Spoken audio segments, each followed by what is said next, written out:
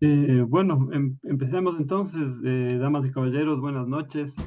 La Academia Ecuatoriana de la Lengua les da la bienvenida a esta nueva conferencia conmemorativa del sesquicentenario. Esta vez nos acompaña Gloria Riera, quien nos hablará de el uso de la lengua en la construcción de la cultura científica en el Ecuador. Primero, para empezar, el embajador Francisco Proaño, director de la Academia, nos dará unas palabras de bienvenida. Por favor, embajador. Gracias, Alejandro. Bueno, esta noche pues damos la bienvenida aquí a Gloria Riera, este, conocida pues lexicógrafa, quien colaboró mucho en el año 2016 al 2017, creo, con la academia, y hay un gran recuerdo de ella, y sobre todo Susana, pues, ¿no? Eh, Sobre todo la colaboración con Susana fue muy fructífera en aquel momento. Entonces, le damos la bienvenida igualmente pues a Susana, nuestra ex directora, y a los señores académicos y al público que nos acompaña, como decía Alejandro, nuestro bibliotecario.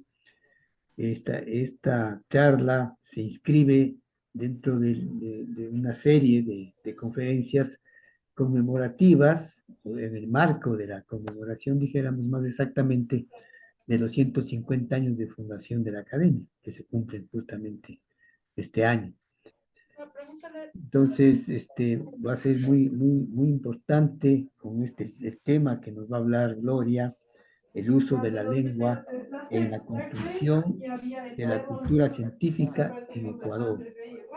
De manera que el tema es muy importante, muy suscitador, pero dejo a Álvaro Alemán, quien pues nos va a dar un perfil de la disertante y luego escucharemos su conferencia, Gloria.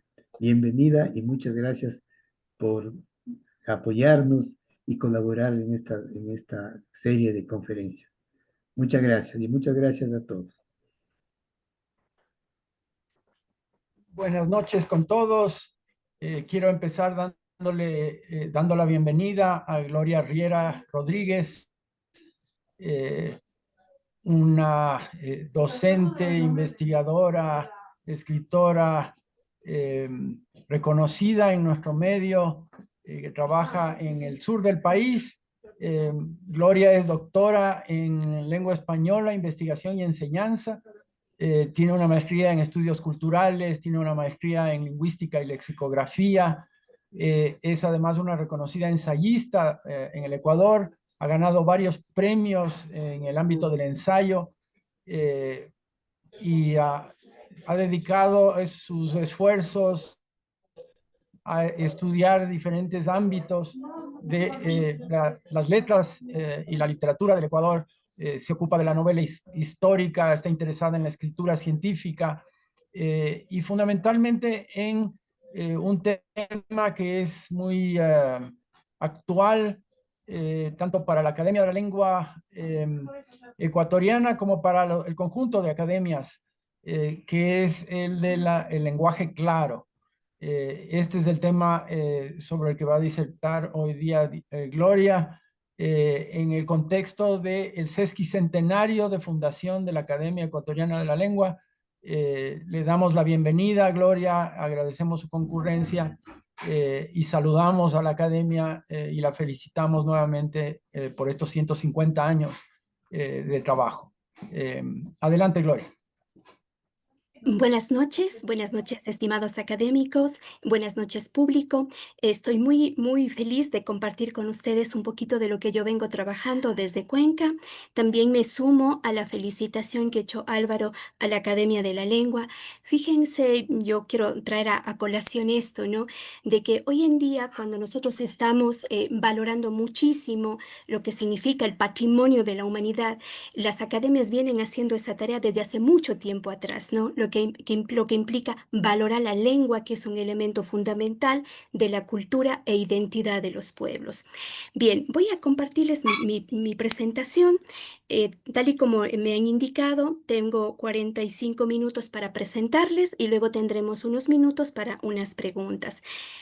Por favor, me confirman si ustedes están observando. Sí, Gloria. Muchísimas gracias.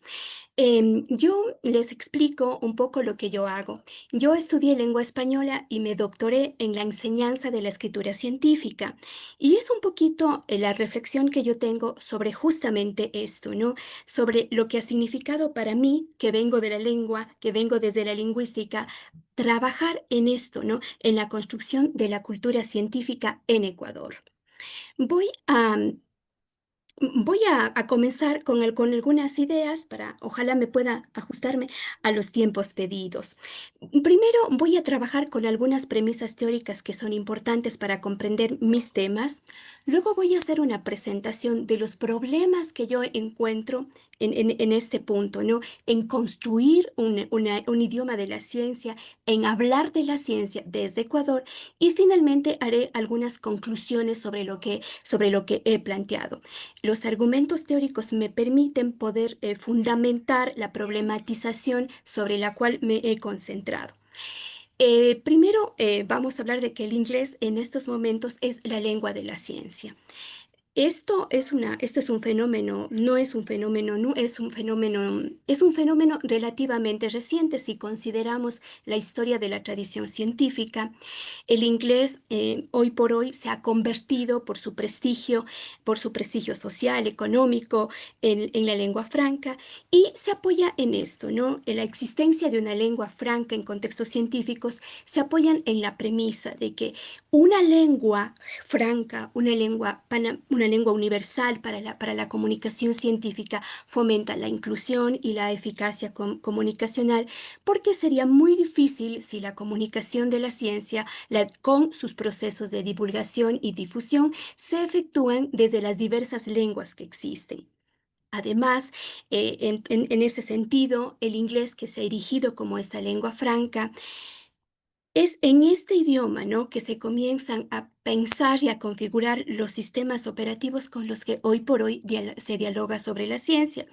Con el inglés se establecen cómo se estructuran los mensajes, cómo se citan los textos, cómo se escriben materiales instruccionales, la terminología, dada el soporte que tiene la cultura anglófona, también está pensada sobre todo con los avances actuales desde el inglés. Y esto, en definitiva, es una forma particular, como es lo que intento trabajar, ¿no? Implica a la final una forma particular de ver, de segmentar, de pensar y decir la realidad. Es decir, es bajo los mecanismos de la lengua inglesa que se está pensando y controlando los sistemas de comunicación científico, ¿ya? Vamos con la siguiente premisa que me parece que es importantísima, ¿no? Perdónenme, esta idea de que de que el inglés es la lengua de la ciencia ha sido soportada por muchos. Tengo aquí una cita de Ramón Cajal que hablaba justamente de esta necesidad de pensar la ciencia desde el idioma inglés. Jorge Volpi también hablaba de esto, ¿no? De que nosotros deberíamos, para poder fomentar una comunicación científica, ser bilingües y él decía que debíamos manejar el inglés. Es decir, es una premisa que nosotros estamos observando en este día. Ahora, hablemos del español como lengua de la ciencia. En realidad el español nunca ha sido la lengua de la ciencia. En ese sentido hablo de la lengua franca, ¿no? La lengua que sirve como vehículo universal para la comunicación de la ciencia. De hecho, en el medioevo la lengua franca fue el latín y la puesta en castellano ocurrió solamente, como les indico, entre 1660 y 1670. Y si bien es cierto, en la famosa escuela de Toledo se efectuaban traducciones, pero solamente eran como un paso intermedio antes de su paso al latín. Hay pruebas, incluso un texto hermoso de Gutiérrez Rodilla que nos habla de cómo fueron los científicos españoles utilizando su lengua, de que incluso algunos al principio se disculpaban por utilizar el español para hacer comunicación científica. Pero lo que quiero en definitiva señalar aquí es que no solo el inglés es la lengua franca, Pero la construcción de la ciencia que se hace en diversos sitios sí toma a las lenguas a las lenguas de los investigadores, ¿no? De hecho, la mayor parte de quienes hacen ciencia, de quienes usan la ciencia, perdón, que hablan diariamente y participan, sus transacciones sobre la investigación científica las hacen en su lengua materna. El inglés se utiliza esencialmente como un mecanismo de difusión de los resultados de sus investigaciones. Ahora bien, es importante también señalar otro aspecto que me parece que hay que destacar, que la cultura del conocimiento, de cómo se produce la ciencia, no es una cultura única. Está atravesada por una serie de procesos que son de transferencia y de aplicación de los saberes científicos, ¿no? Como ustedes pueden ver, hay una comunicación científica y también hay mecanismos de difusión y de divulgación. Los mecanismos de difusión atañen a los productores de la ciencia y los mecanismos de divulgación a los ciudadanos, ¿no? A las personas legos que quieren y que para quienes en definitiva se produce los resultados de la investigación. Entonces, el proceso, la cultura del conocimiento incluye a los agentes productores, a los difusores, con los distintos canales, cada vez múltiples, que nosotros tenemos al respecto. Y el conocimiento científico también se dirige a un receptor que se supone y se desea que sea activo. Pero este receptor está cargado con sistema de creencias, con sistema de actitudes, y él, a través del nuevo conocimiento o mediante el conocimiento, debe ser capaz de integrar, de ajustar e incluso modificar ciertos elementos de su comportamiento y de sus creencias como consecuencia de los resultados de la investigación. Y eso supone, por tanto, que la producción o que la cultura del conocimiento científico es una cultura que nos incluye a todos. Bien, ahora hablemos de la lengua, ¿no? La lengua es una forma de expresión cultural, y la lengua como forma de cultura, ¿no? Incluye técnicas de comunicación, estructuras lingüísticas que van formando parte del conocimiento social y que se va heredando a través de procesos de socialización. Como hecho cultural, supone un proceso entre seres humanos que tienen esos significados compartidos y que también implica una producción de sistemas simbólicos. Pero como hecho social, como hecho de cultura, también evidencia relaciones de dominación pasadas, actuales, que se dan entre los grupos, sus culturas y sus patrimonios. Otra cuestión que es importantísima que consideremos cuando hablamos de la lengua como tal es que para que nosotros hablemos o nos comuniquemos, no necesariamente o no requerimos exclusivamente habilidades gramaticales o habilidades de la lengua, ¿no?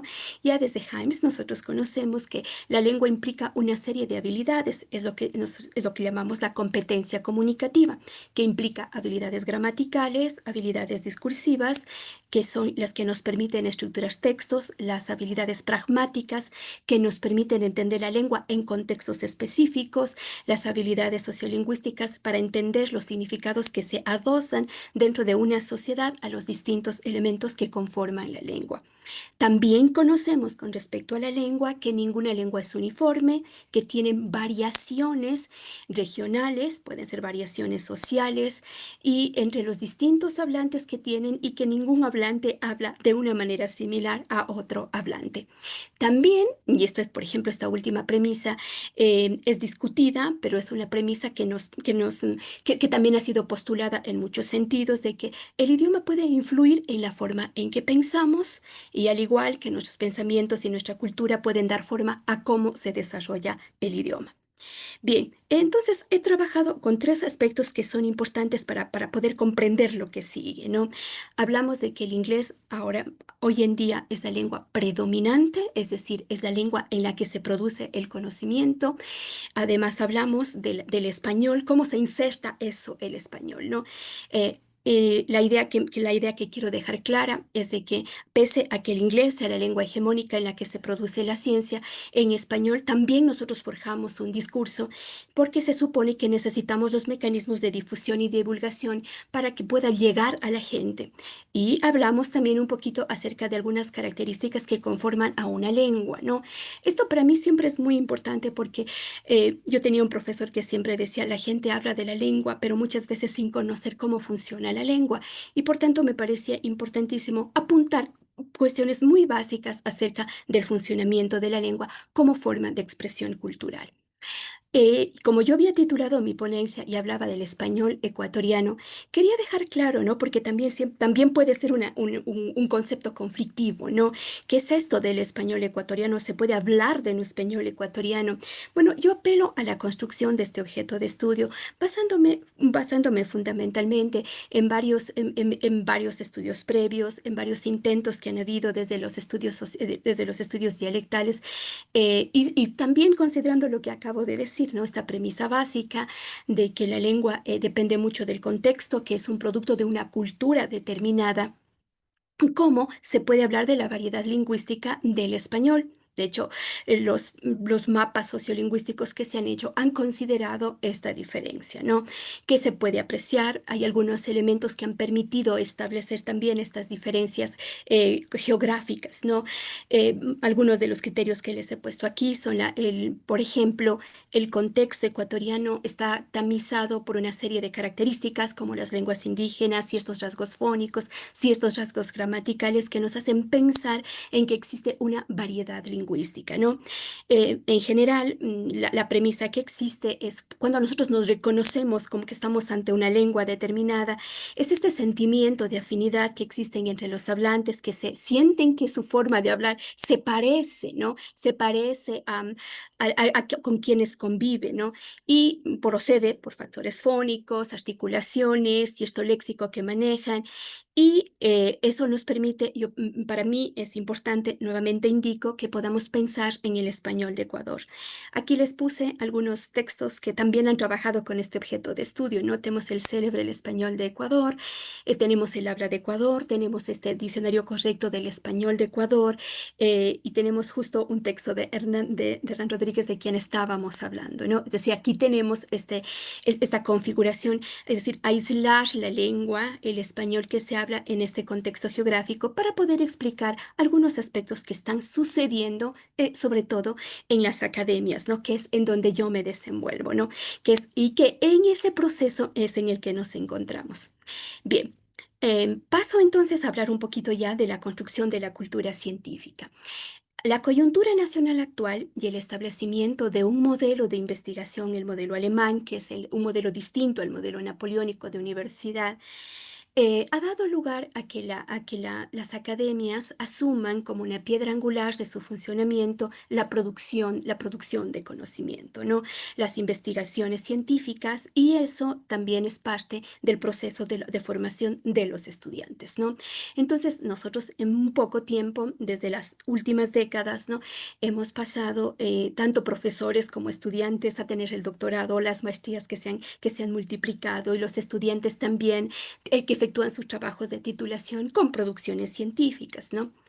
Bien, y de hecho, al hablar de la cultura científica, estamos hablando necesariamente también de la comunicación, porque la cultura científica, si bien tiene muchos otros elementos, además del aspecto lingüístico, y yo me voy a referir exclusivamente al aspecto lingüístico, pero la premisa básica de la construcción de la ciencia es que es la comunicación de los resultados, ¿no? La comunicación basa fundamentalmente usando la lengua.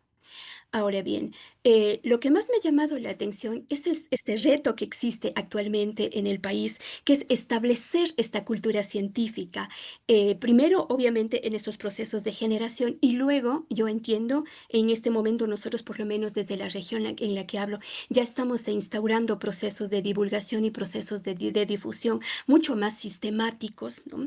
Porque desde que comenzamos fundamentalmente trabajando con los productores, y ya estamos estableciendo cada vez mejores canales, creo yo, para la difusión y la divulgación. Sin embargo, este proceso de construcción de la cultura científica implica una serie de condicionamientos por la complejidad que supone la producción científica, el intercambio de conocimiento, la traducción de conocimientos especializados hacia los públicos legos y sobre todo la especificidad lingüística que tiene el Ecuador. Entonces, me permito yo apuntar algunos obstáculos que yo he visto en esta construcción, ¿sí? Que son los que nosotros los docentes universitarios nos encontramos cuando comenzamos a enseñar investigación y la producción científica a nuestros estudiantes. Y que yo entiendo también ha sido el mismo que muchos docentes que venían de un modelo universitario muy distinto, pero un modelo napoleónico, donde los docentes eran los mejores profesionales y que enseñaban a ser profesionales, pero que no contaban todavía con las herramientas necesarias para la producción de conocimientos.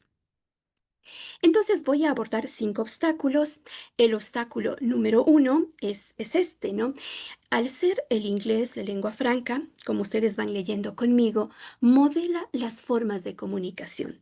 ¿Sí? Es decir, nosotros cuando enseñamos a producir conocimientos, cuando enseñamos a crear textos científicos, estamos utilizando los marcos discursivos que usa el inglés, estamos utilizando incluso recursos sintácticos y léxicos. Por ejemplo, el uso de atenuadores, los intensificadores, la terminología, para la creación de significados que están implícitamente, ¿no?, basados en culturas y tradiciones y epistemologías anglófonas. Esto resulta sumamente conflictivo porque muchas de ellas son ajenas a la forma en la que el español, o por lo menos también desde nuestra cultura, pueden ser distintas, ¿no? Voy a poner un ejemplo, ¿no? Nosotros los latinos somos muy morosos y voy a explicarlo en qué sentido. Yo me acuerdo que yo tenía una compañera que estaba estudiando en la universidad y ella era holandesa y yo tenía que asistirle como parte de mi beca. Yo tenía que ayudarla a ella en la producción de sus textos en español. Y, por ejemplo, me acuerdo que una ocasión un profesor nos pidió que hagamos una reseña de un texto y nos pidió que la hiciéramos en 2 páginas. Y claro, yo me acuerdo que tenía 6 páginas, como buena latina, que ponía las ideas que yo pensaba, pero mi compañera tenía 1,5 páginas. Y nos sentábamos juntas, ella, yo a mi lado, y ella me decía, yo no sé qué más poner para tener 2 páginas. Y yo me decía, yo no sé qué quitar de mi texto para tener 2 páginas. Entonces, claro, nosotros estábamos acostumbrados, e incluso eso es en nuestras formas de comunicación, ¿no? Entonces, acostumbrados a hablar, le damos los circunloquios, le preguntamos a la persona, ¿cómo has estado? ¿Cómo está tu hijo? ¿Has crecido? Y luego vamos al mensaje. En cambio, por ejemplo, el mensaje en las culturas anglófonas es un mensaje mucho más directo, ¿no? Y eso, por ejemplo, ha venido a cambiar muchas formas de comunicación que nosotros tenemos. Sí, simplemente para poner una tradición cultural. Hay un autor que trabaja muchísimo y no solamente establece estas diferencias entre lo que pasa en el conocimiento científico en español, sino incluso el conocimiento científico en árabe o en el idioma chino, porque también hay diferencias muy grandes que vienen desde la parte cultural. Bien, solamente para poner un ejemplo, muchas de las normas, como estaba indicando, vienen de las reglas, incluso chocan con ciertas reglas del español. Por ejemplo, cuando yo tengo que explicarles, o cuando tenemos que trabajar con los sistemas de APA o de MLA o de ampersand, estos sistemas están reñidos en varios puntos con lo que dice la norma del español. Entonces ahí viene también por ejemplo, para mí siempre ha sido un dilema, porque ¿qué les digo? Por ejemplo, en el caso de los estudiantes, ¿no? Cuando ya estamos haciendo producción científica, obviamente nosotros nos atenemos a las reglas que nos dicen las revistas, y las revistas también en ese sentido también hacen procesos de elección. Hacen procesos de elección porque existen elementos, y aquí puse un ejemplo, el ampersand, por ejemplo, que es ajeno al español, pero que en el momento en que nosotros adoptamos el discurso anglófono, nos vemos obligados a emplear y muchas veces sin ni siquiera conocer lo que significa, ¿no? Bien, ahora, entonces, en este sentido, lo que yo planteaba es que si las lenguas reflejan los recursos disponibles y portan historias de uso y significado, incluyen también conceptos intelectuales particulares que no se están traduciendo, ¿no? En el momento en el que nosotros estamos aceptando un discurso que proviene de una lengua que es distinta a la nuestra. Y en este caso, ¿no? Como estamos hablando, y que a lo mejor puede perder ciertas especificidades de los contextos locales. Voy con el segundo obstáculo. Eh, si nosotros pensamos que el inglés es la ciencia de la comunicación científica, eh, entendemos que la mayoría de la producción que se hace en los conocimientos científicos está en inglés. De hecho, las revistas, yo no quise poner aquí estos datos porque me parece que son consabidos. La mayoría de las revistas que circulan, las revistas de prestigio, las revistas indexadas, los niveles de Scopus, que por ejemplo son los que a nosotros nos exigen desde la academia, están en inglés. Entonces, esto implica que para que yo pueda escribir, para que podamos escribir, nosotros tengamos que dialogar con el inglés, es decir, dialogar con los textos del inglés. Entonces, significa que nosotros, desde nuestro espacio, vamos a pensar desde Ecuador, que nosotros estamos dialogando, implica de verdad que somos una cultura bilingüe, que es capaz de sostener estos diálogos, estas comunicaciones con toda la producción local, porque así es como se produce el conocimiento. El conocimiento no es ex nihilo, el conocimiento parte de lo que ya se ha hecho en la teoría y eso es lo que es el punto esencial para iniciar la nueva investigación. Entonces, incitar la producción de la ciencia, incluso si se está pensando en el español, conlleva esta idea, ¿no? De que el inglés es una lengua compartida, de que es fácil y accesible para que todos lo usen, pero esto no es cierto. Además, se ha comprobado que escribir y presentar en inglés demanda más tiempo, costos financieros y que le toma muchísimo tiempo, sobre todo a quienes no manejan la lengua. Y muchos académicos, por lo menos en nuestro país, tampoco es que manejan la lengua. Ecuador no posee una cultura que genere ese diálogo. Yo puse aquí algunas cifras, ¿sí? Que me parecían interesantes, ¿no? En nuestro medio, aprender inglés puede parecer muy costoso. Existe una carencia de recursos, tanto para docentes y para estudiantes, para que podamos establecer ese diálogo. No tenemos oportunidades también para efectuar transacciones comerciales. Las películas nos llegan dobladas al inglés. Y además tenemos un problema con la educación en inglés, ¿no? Aquí tengo un estudio que pude consultar acerca de cuál es el nivel de formación. Esto, en definitiva, nos indica que ese diálogo que se supone que nosotros debemos entablar para la formación, para la producción científica, no se puede dar porque nosotros estamos prácticamente monologando, hablo en términos generales en muchas ocasiones, simplemente con el español, lo cual no nos permite abarcar todo la gran gama de estudios y producción que se hacen y se comunican en inglés. El obstáculo 3 es el circuito de comunicación. Como había hablado al principio, la comunicación científica necesita una comunicación entre difusores, una divulgación hacia los públicos que están en formación e incluso a las personas legas, porque son ellas las que tienen que poder, desde sus mecanismos, desde sus sistemas, usar los conocimientos de la ciencia, ¿no? Sin embargo, en Ecuador no existen las suficientes estructuras de producción del conocimiento ni las mismas oportunidades para participar en las discusiones. Hay una desigualdad de distribución socioeconómica en las estructuras y condiciones para producir conocimiento y para participar a nivel regional. Los mecanismos de difusión suelen ser escasos, las escuelas también, y eso a mí me parece sumamente importante, carecen de una cultura de investigación.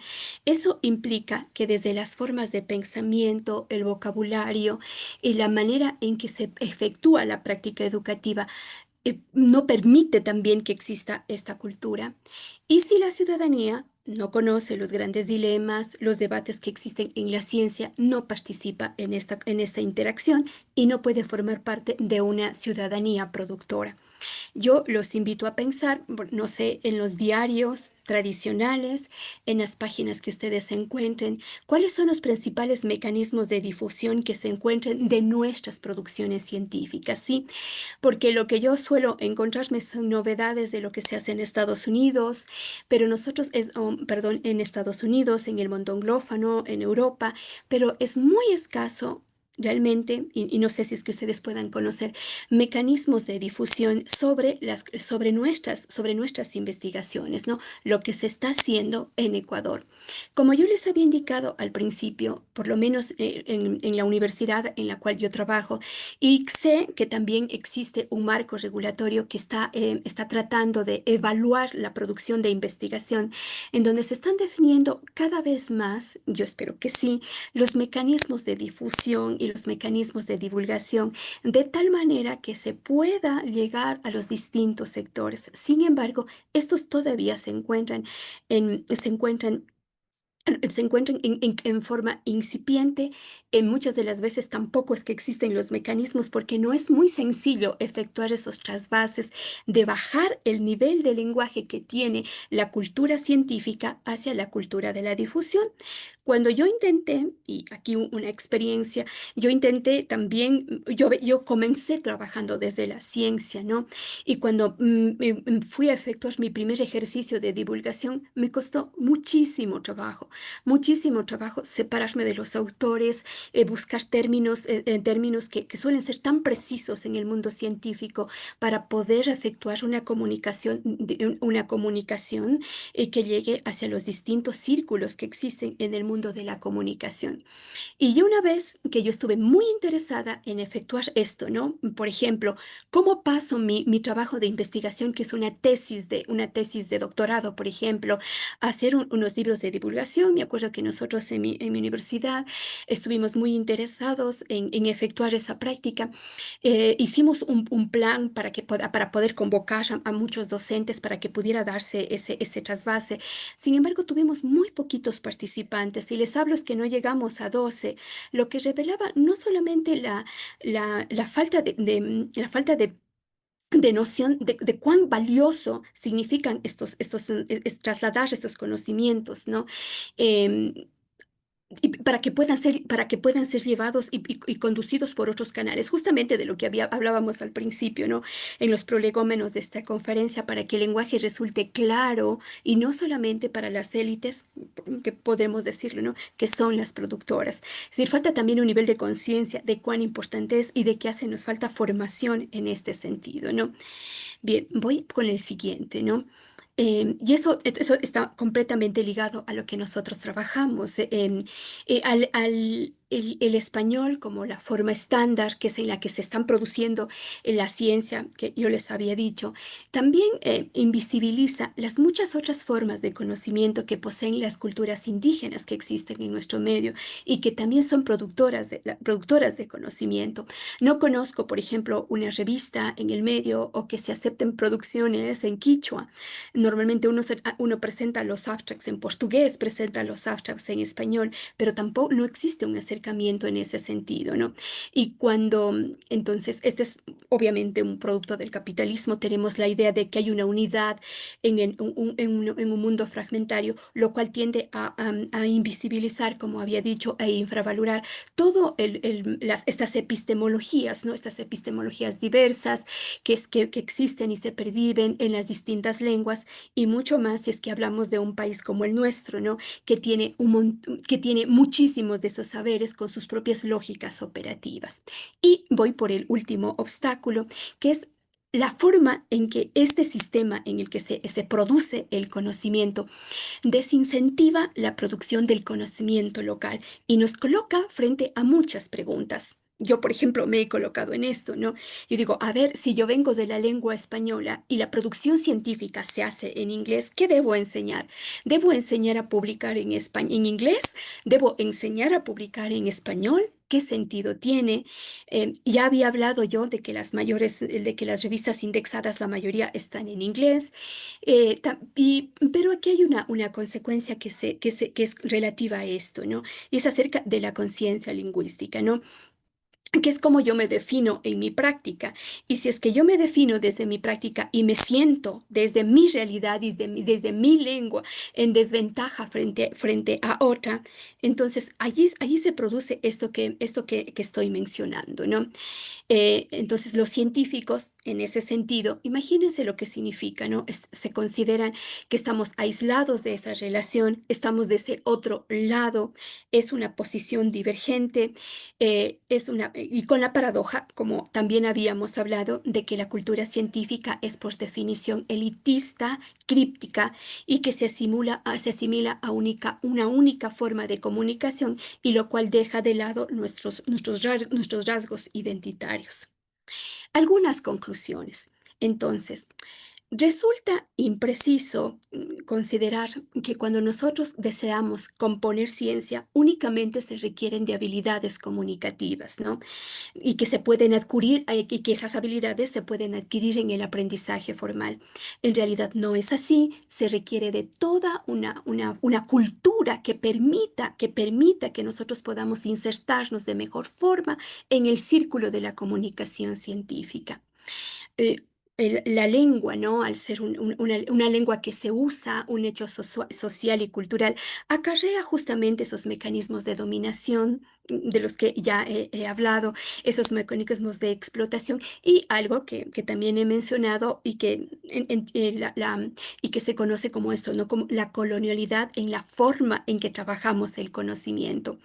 Entonces el español emerge como una forma de producción de ciencia, se imbrica en esas redes de poder con los recursos simbólicos y en tal sentido pienso que también desde Ecuador lo que podríamos estar haciendo es reproduciendo esos mecanismos de colonialidad y subalternización de otros usos y que también el principal problema que estamos teniendo es como la producción científica, ¿no?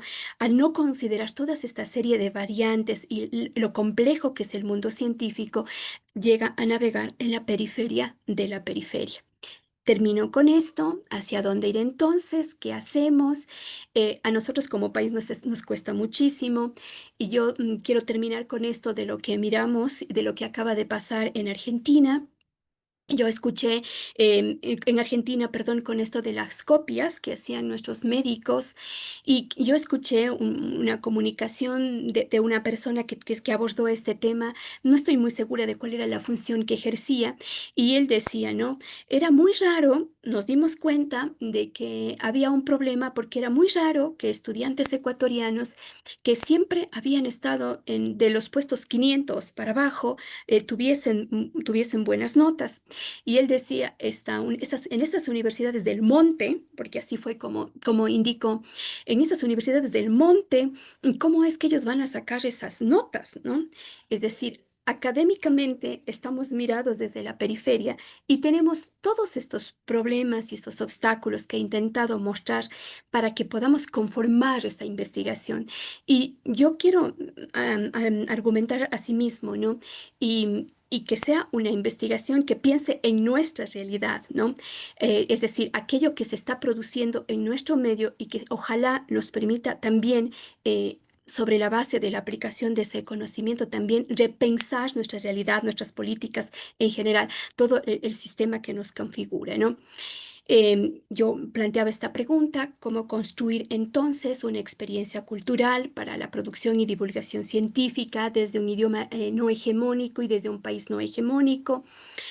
Creo que es importante que sostengamos estas fuentes intelectuales para la creación de significados, es decir, que no cerremos a otro tipo de lenguas, sino que nos abramos para evitar estos puntos, dar cuenta de esas necesidades locales y promover incluso innovaciones teóricas, ¿sí?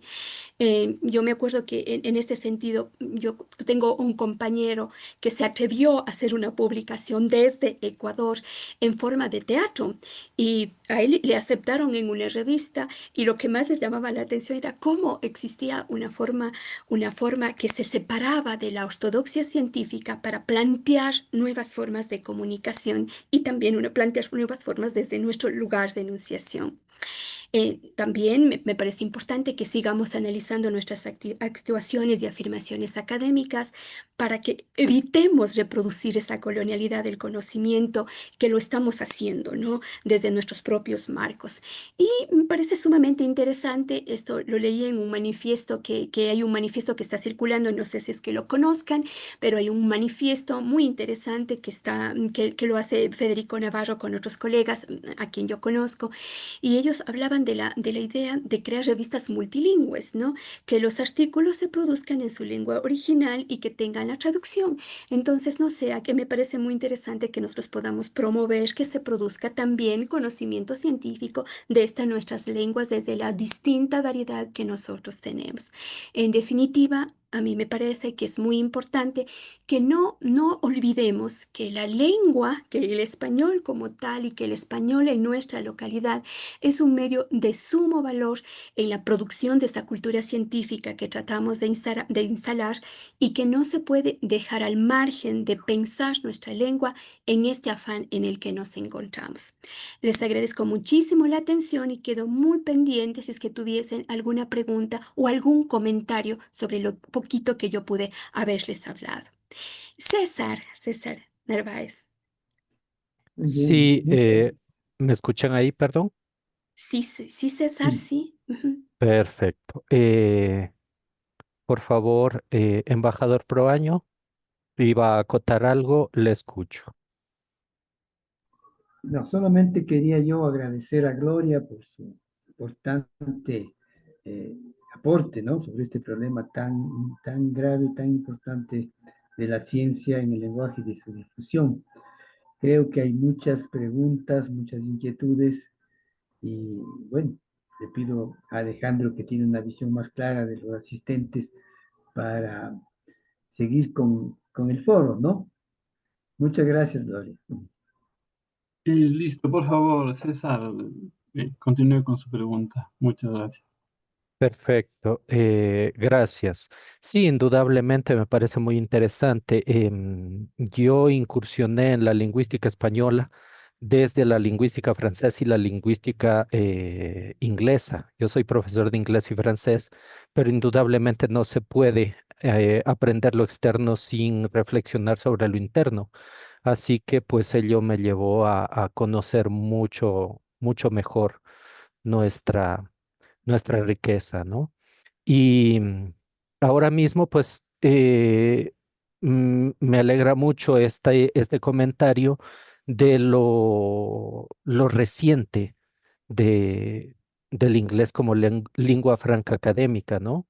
Porque para muchos el inglés está pensado y casi diseñado para ser la lengua académica, pero hubo épocas en las que no fue así. Desde la academia mismo, cuando hubo una época en la que la ciencia fue eminentemente francesa y hubo una época en que el español tenía un lugar muy importante en lo que es conocimiento científico, en lo que es conocimiento en sí. Me permito, no sé si me permiten compartir pantalla por un momento. Justamente dentro de algo de investigación que estoy desarrollando, me topé con esta maravilla y aquí tenemos universidades americanas y claro, Harvard, que es la primera del mundo anglófono, es 1622, me parece, o 1632. Y aquí tenemos nuestra, no sé si de montaña o pueblerina o cómo, o cuál era el término. Ciudad de Quito es anterior, 1586, y tenemos una segunda que coincide en 1622, porque claro, nosotros tuvimos tres o cuatro universidades que luego se convirtieron en la central, si mal no recuerdo. Entonces, de alguna manera, claro, no directamente. Entonces, yo creo que me parece muy importante hacer esta reflexión de alguna manera histórica para poner en perspectiva lo que es el conocimiento científico y, y quitar este sitial que el inglés ha adquirido como lengua única desde siempre y hasta siempre, y cuando no ha sido así. Hubo otras épocas con una configuración muy diferente de lo que eran los equilibrios de poder, porque claro, tiene mucho que ver el equilibrio de poder. Y también es muy importante también la reflexión acerca de cómo el idioma, no solamente el inglés, el idioma modula nuestro pensamiento. Había encontrado por ahí la hipótesis de Ujú. Sapir-Whorf, que nos habla de eso directamente. Foucault, claro, nos habla de poder. Toditas estas fuentes que confluyen en lo mismo, en la necesidad de tener un equilibrio. Eh, Todo esto como un pequeño comentario al margen y muchísimas gracias. Una presentación muy enriquecedora. Gracias. Muchísimas gracias, César.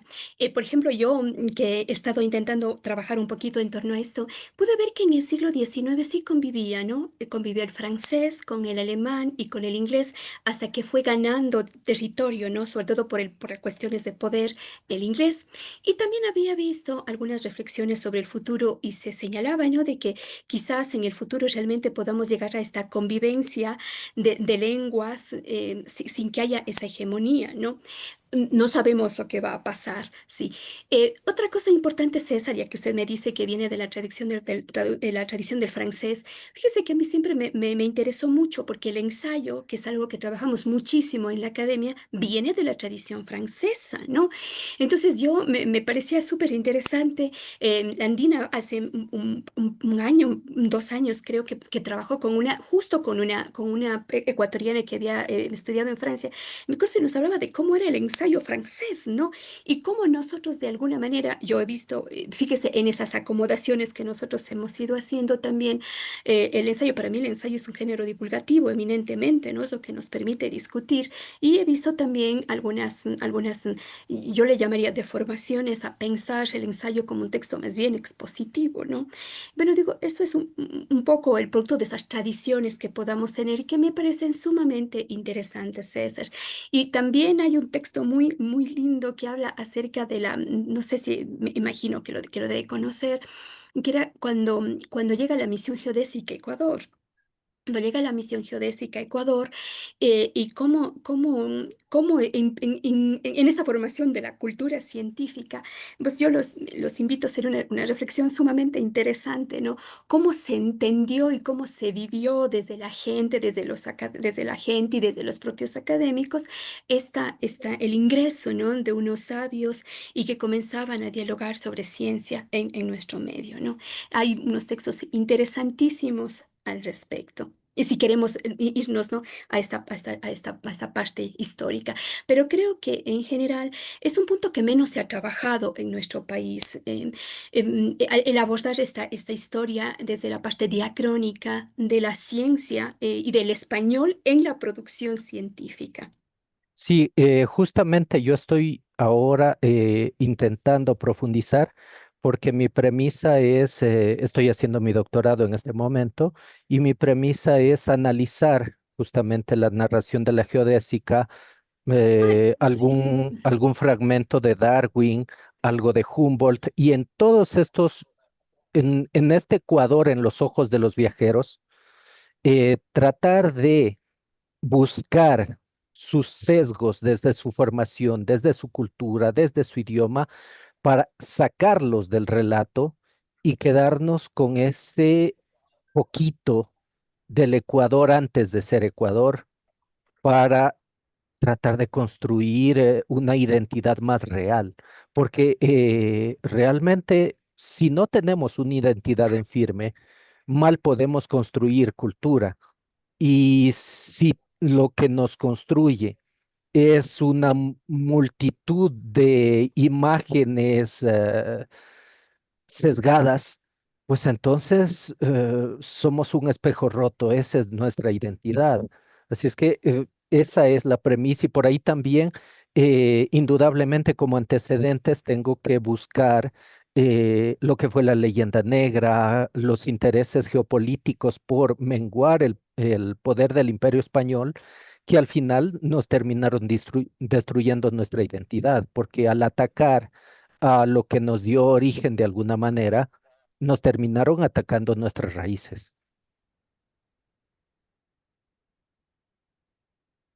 Muchas gracias, César.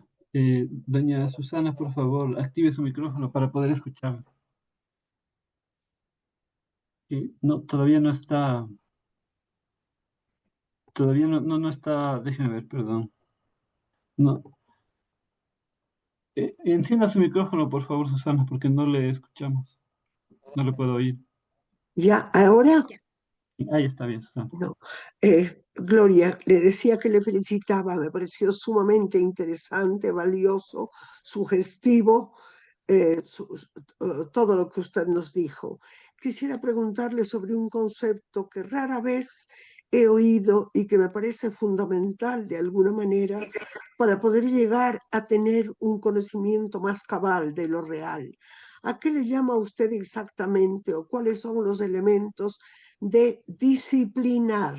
Usted usó el infinitivo, disciplinar. ¿Cómo, qué comprende esta búsqueda de disciplina?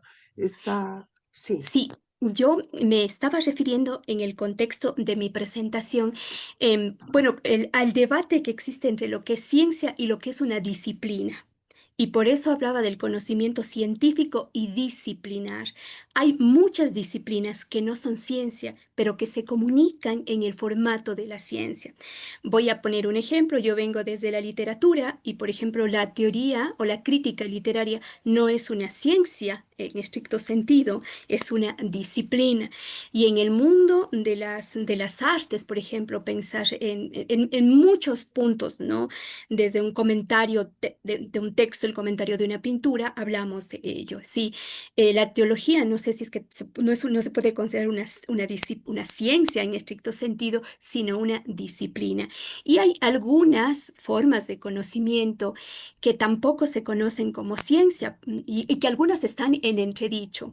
Desde la pedagogía, por ejemplo, está en entredicho si la pedagogía es una ciencia y por eso es que en la academia hablamos de conocimiento disciplinar y conocimiento científico. Será un poquito la idea para matizar la sensación de que todo lo que se produce es realmente científico, ¿no? Gloria, yo tuve la idea de que más bien disciplinar lo tomé como un verbo, como el infinitivo de un verbo, en el que trataba usted de sugerirnos una vida disciplinada en una palabra para llegar a hacer ciencia. ¿No es eso? ¿No tiene nada que ver? No, no, no. En el contexto, como explico, era establecer esa diferencia, ¿no? Ya. Porque Y claro, a ahora, veces, y dígame. ahora, ¿qué diría usted de la disciplina? Porque para lo que usted está fomentando, me parece sumamente importante, es indispensable una disciplina mental, es indispensable un Sí, pensamiento cabal, concreto, esforzado, mm, em, exigente. sí, el conocimiento científico nos obliga, ¿no?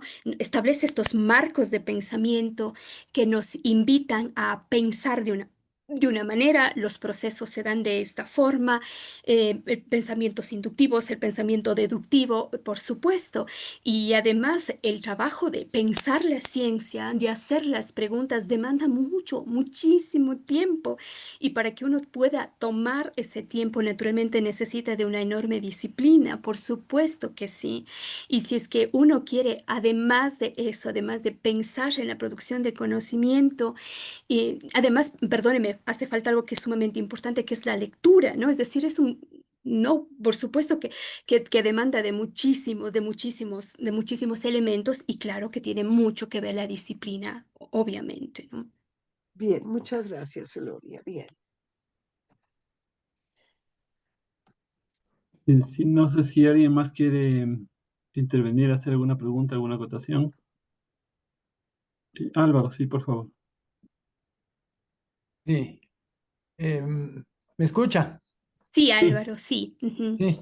No, yo te quería preguntar, Gloria, simplemente, me parece que este trabajo que tú mencionas de divulgación de la ciencia, que es fundamental e importantísimo, y que los medios masivos de comunicación en el Ecuador no asumen, digamos, por lo menos en las plataformas más grandes que existen, no debería ser complementado al mismo tiempo de una perspectiva crítica general sobre la manera en que la utilización de anglicismos en el español, eh, que son, como tú decías hace poco, casi traducciones literales del inglés, ¿no? Y que son falsos cognados, ¿no? Entonces hay palabras que en inglés tienen un significado que existen en español, pero que tienen un significado distinto.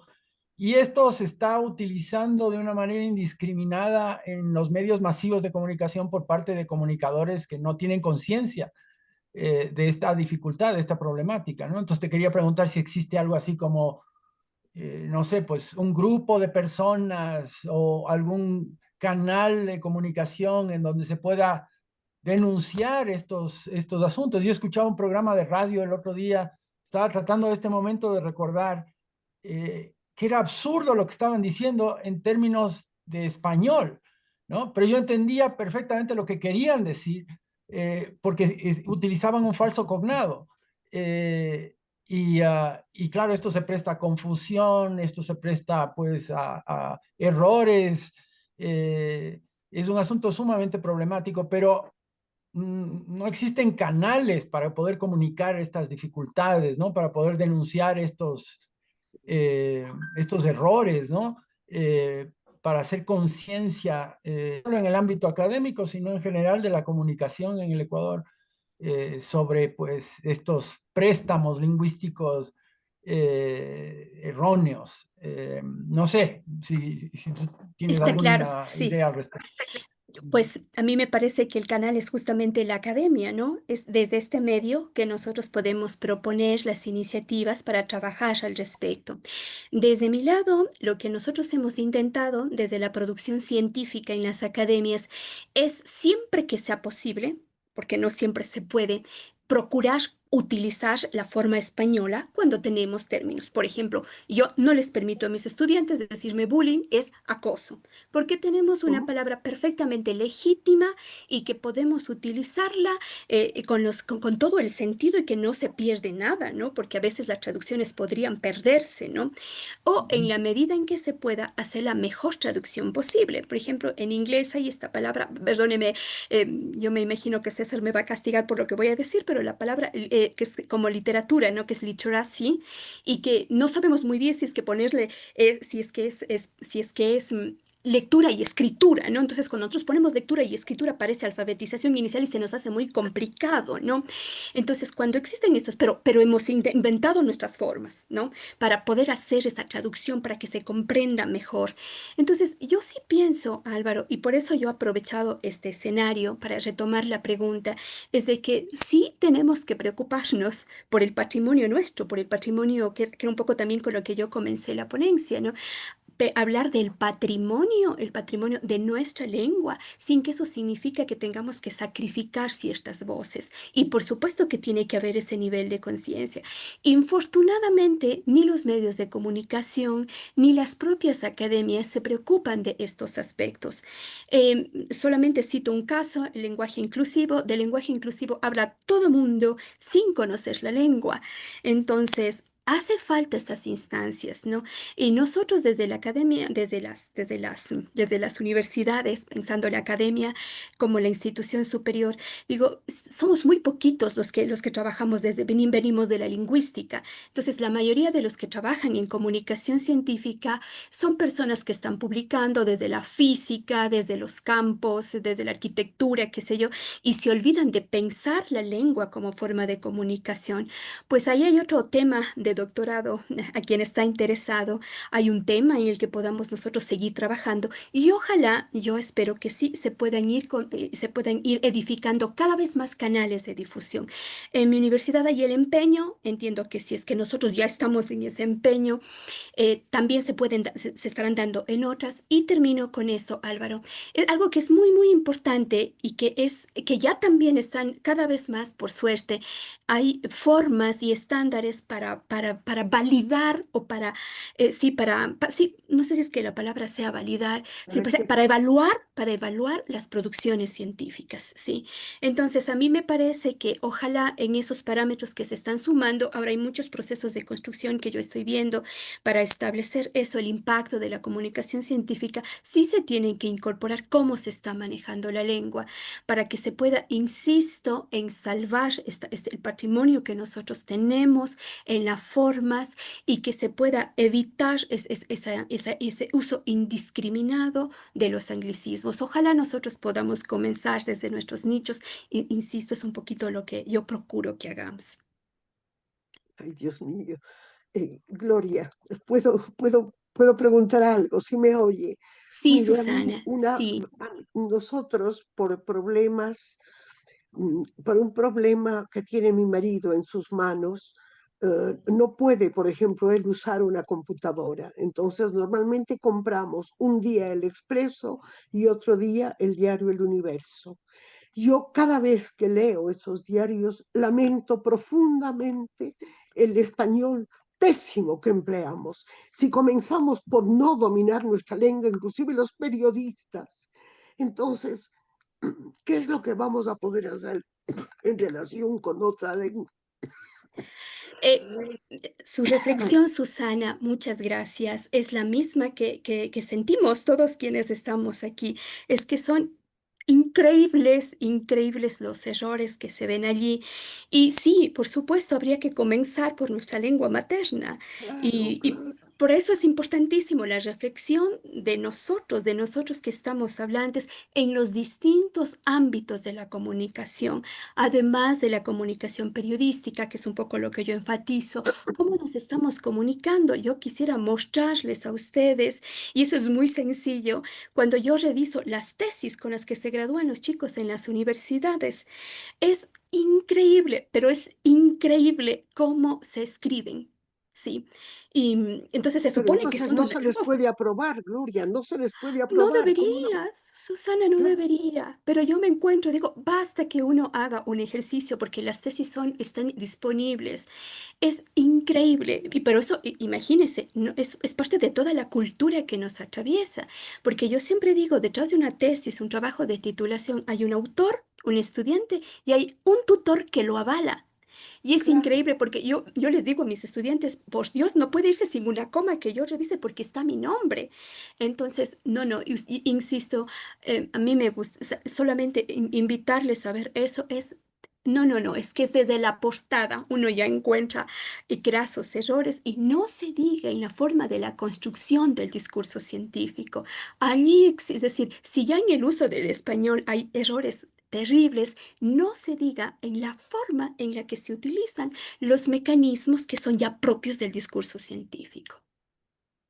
De todas maneras, si quiero salvar de esta crítica acerba de mi parte, en general a las personas que escriben la página editorial, la página de opinión, suele haber muy buenos artículos. Y quisiera dejar esto claro, ¿no? Pero por lo demás, muchas gracias, Gloria. A Muy usted, Susana, interesante a esa usted, Susana. intervención, muy interesante. Federico Fernández tiene una pregunta, por favor. Active su micrófono para escucharle. Muchísimas gracias. Y más bien, un poco continuando esa consulta, voy a lanzar una pregunta al aire. No sé si Gloria o los que hacen academia se sienten a veces como una isla, porque, ok, se pueden ver tesis, se puede ver que hay deficiencias en el lenguaje y definitivamente habrán quienes están pujando porque la lengua funcione, porque las reglas se apliquen, pero la academia como tal en su totalidad empuja hacia el mismo lado. Hay una consonancia en esa petición.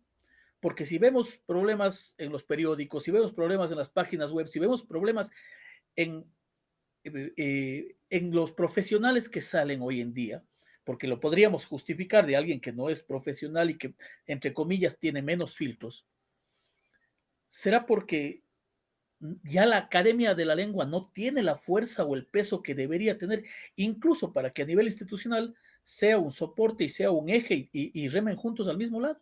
No sé si en el caso de Gloria, por ejemplo, le pasa que desde su ámbito ella se siente sola.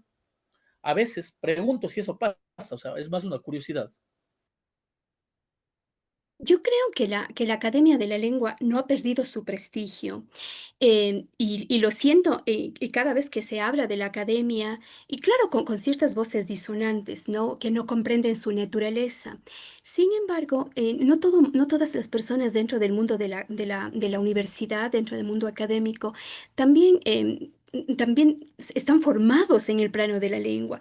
Yo pienso que es importante para que se pueda hacer para que se pueda pensar en promover y hacer un uso correcto, sí deberíamos venir de la academia.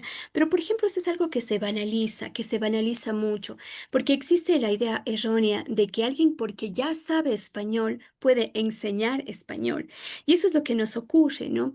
Porque se piensa que alguien ya escribe artículos, por ejemplo, científicos, ya puede enseñar a escribir artículos científicos, con lo que se ignora una parte que es muy importante, porque se puede manejar la forma, pero no la sustancia de la producción. Y Claro. por supuesto, yo me he sentido completamente, me he sentido completamente así, remando sola en ese escenario. En muchas de las ocasiones, claro que nosotros estamos interesados en el manejo, pero que la gente como que lo deja de un lado para que otros se ocupen de eso, ¿no? Y además, y yo pienso, y creo que todos coincidirán conmigo, que nosotros en las escuelas y el colegio aprendíamos gramática. Yo en la escuela Claro, aprendí a sí, conjugar en sí, todos los sí, tiempos, en todos los sí, sí, modos, y nos absolutamente. enseñaban eso. Separábamos el sujeto y el predicado, es decir, llegábamos con unos conocimientos gramaticales básicos, sin Sí, los cuales no se puede escribir. En cambio, con estas nuevas reformas, los chicos no tienen esos conocimientos, no saben conjugar un verbo en las distintas formas, no saben el uso de un subjuntivo, es el terrible. futuro prácticamente no utilizan. Entonces, no sé, ese daño que se ha hecho desde esos enfoques comunicativos, pero que han perdido de vista lo importante que es esta parte gramatical. Yo me acuerdo que en una ocasión promoví en mi universidad, dije, bueno, digo, yo veo que aquí la gente no sabe gramática. Y dije, voy a dar un curso de gramática y lo oferté, me asignaron unas horas y yo decía, ¿qué mecanismos voy a emplear para poder seleccionar a las personas que se interesen? Hablo de mis colegas académicos y se presentaron 12 personas. 12. Entonces, nada, era mostrar simplemente de que no les interesa, de que no es una cuestión, de que la gente, insisto, asume que porque maneja la lengua, puede manejar, porque maneja, piensa que no necesita de este componente gramatical que es imperioso en cualquier tipo de producción, pero que estamos perdiendo. Y esa sí debe ser para mí una cuestión de política educativa que se pueda Política. repensar este uso que es tan importante en la producción en la producción en la producción de cualquier tipo de texto. Por favor, César, Rafael. Sí, bueno, concuerdo porque en mi quehacer como profesor de idiomas vivo un paralelo todos los días. El hecho de que en un sinnúmero de instituciones se contrata como profesor de inglés al gringuito, con perdón por la expresión, porque como habla el inglés, pues se presume que puede ser un excelente profesor de inglés, pero no es suficiente. Se necesita conocer la lengua con mucha profundidad para poder enseñarla, para poder explicarla, desde la función, desde el rol mismo de cada estructura, el papel de un término, qué es lo que dice más allá de su significado directo. No es lo mismo decir qué frío que tengo que decir achachay. no traduce lo mismo, no Oh, implica lo mismo, se pierde riqueza al simplificar y es algo que pasa, traductore, traditore, al meter todo en el embudo del inglés y pretender que ahí se ha logrado una comunicación más eficaz. Y por el hecho también de que peligrosamente el mundo de la comunicación se aproxima mucho desde hace ya tiempo a la parte comercial, a la parte de difundir productos, como ideas productos, no solamente productos cosas, sino ideas productos, a la idea de que el periodismo ya no se preocupe de la forma. Cuando hablabas, Gloria, perdón que te tutee, pero te siento muy cercana. em, Cuando hablabas de estas palabras que se usan, me vino tópico a la mente. Es algo que yo escucho en periodismo, el tópico de la situación. No, ese no es el tópico, ese es el tema. El tópico es el uso tópico de, ese es el tópico. No tiene nada que ver tópico con topic. sentido. Exactamente, pierde sentido por completo y ya se viene aceptando desde hace mucho. Yo creo que deberíamos hacer un análisis y agarrar un puñado de estas palabras y denunciarlas y decir, esto no es así y se viene aceptando desde hace ya tiempo de esta manera. La evolución del idioma es algo imparable, de acuerdo, pero no puede ser que nos resignemos a perder el espíritu del idioma porque todo el mundo lo está hablando mal. No sé, el Lázaro Carreter tenía una columna que me imagino que todos la conocen, que se llamaba El dardo en la palabra. Y esa era ¿Cómo una no? columna, sí, no, era una columna, yo he disfrutado cada palabra porque en la sapiencia que tenía Lázaro Carreter siempre iba a la etimología, explicaba el uso, la forma y luego a veces con preocupación también indicaba cómo ciertos usos que no, usos vulgares de la palabra en el sentido como se entiende en En España. lexicografía, sí, sobre todo en la parte lexicográfica, ¿no? Entonces se avalaban, ¿no? Con el tiempo. A lo mejor necesitamos una columna de esa naturaleza, pero la gente como ya no lee, o necesitamos un TikTok, como decía mi profesora, decía, "Ay, tengo que explicarles esto en un TikTok para poderles simplificar".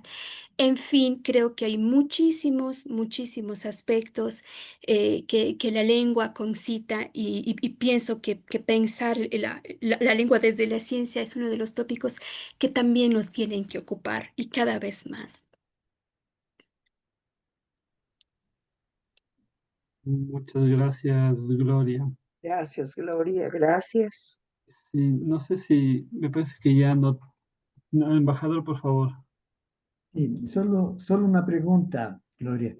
¿Cómo evalúa usted el esfuerzo que hace la Real Academia para ir incorporando en el diccionario de la lengua española términos, o sea, yo diría castellanizar algunos términos imposibles de encontrar un equivalente en la lengua española y también, lógicamente, de relevar palabras españolas que puedan sustituir el sentido científico de una palabra que viene del inglés?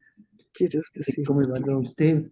Y tal vez, no sé si Diego Araujo, que es de nuestra comisión que trabaja con el diccionario de la lengua española, podría tal vez hasta ilustrarnos algo sobre eso.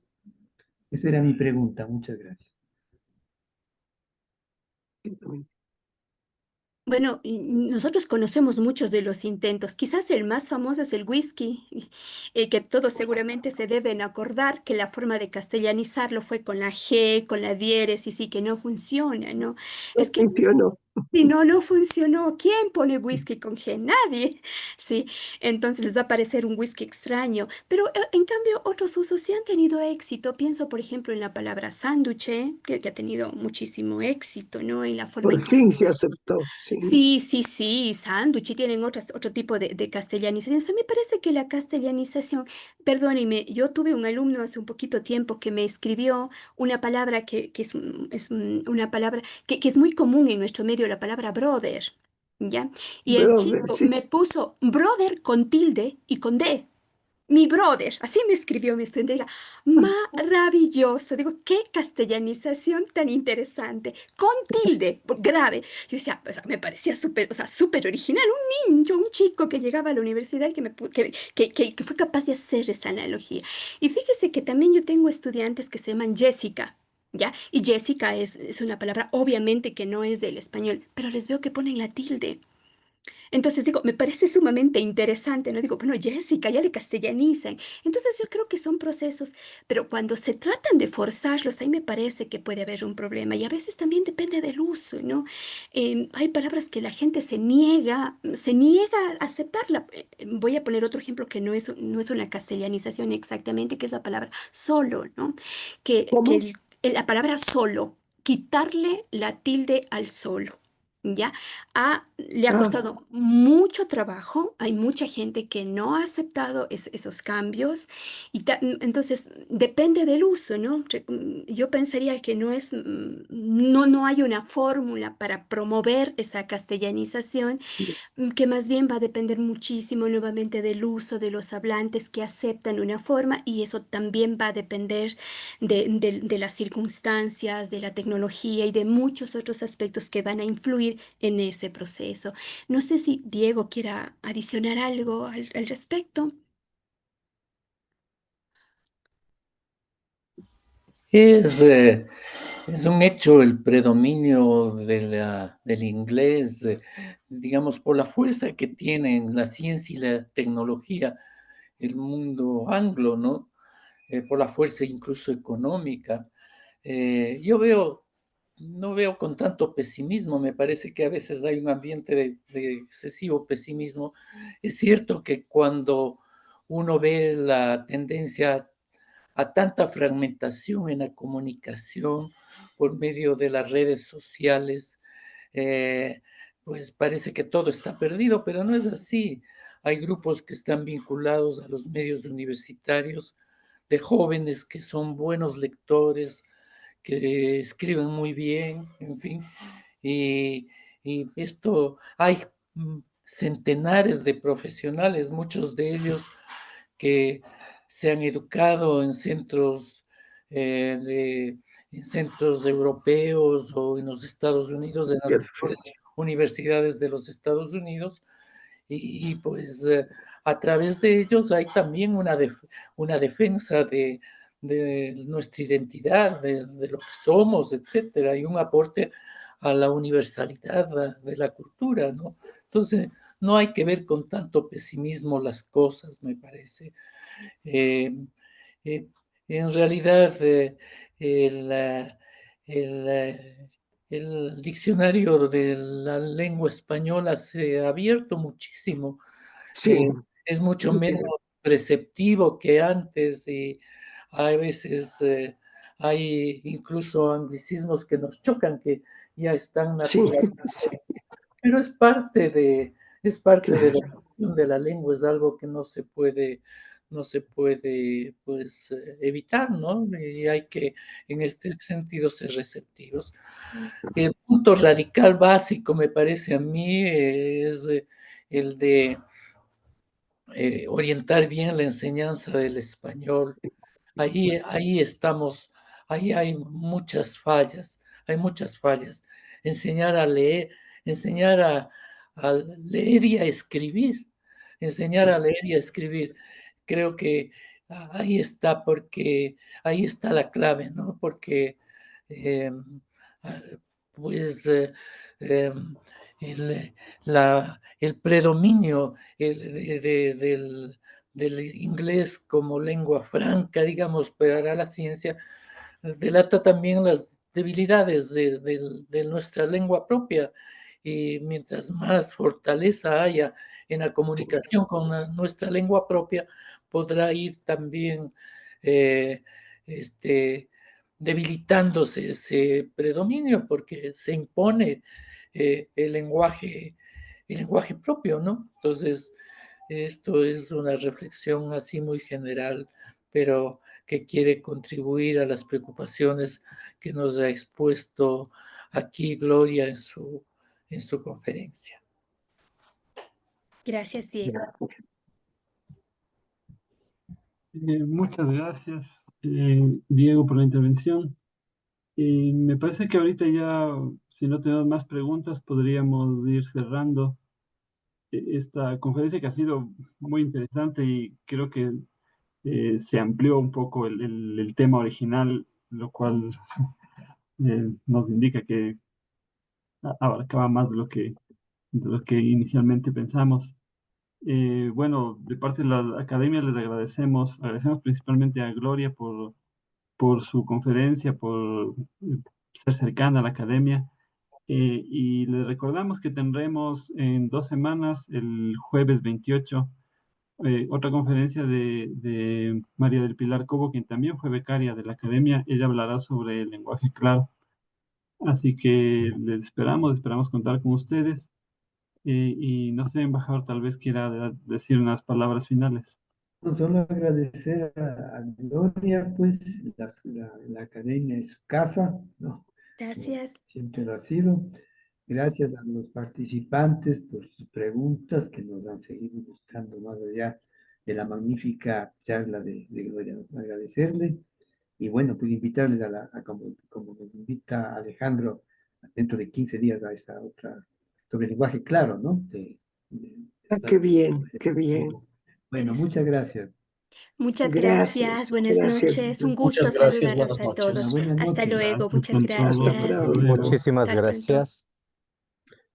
Eh,